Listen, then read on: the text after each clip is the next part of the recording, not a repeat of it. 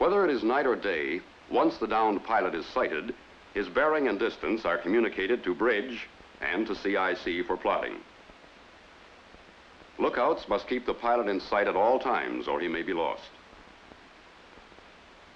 The CO changes course toward the man in the water. As he approaches, he will determine on which side the pickup will be made, depending on the direction of the wind. When the destroyer is first to arrive, its commanding officer becomes the officer conducting the rescue. If a helicopter arrives later, it stands by and takes over rescue operations only if the destroyer so requests. In this instance, the destroyer assumes rescue responsibility.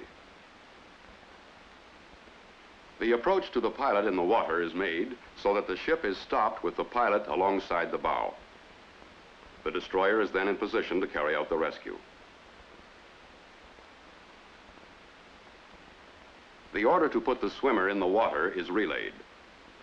The rescue swimmer goes over the side only when granted permission by the commanding officer.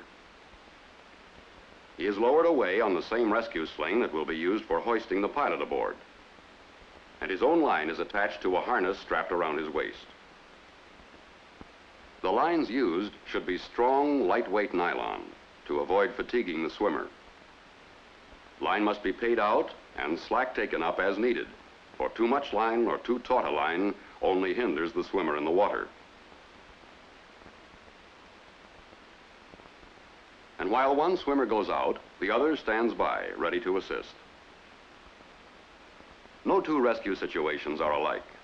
Destroyer men involved in rescue will find it necessary to modify techniques to fit existing circumstances.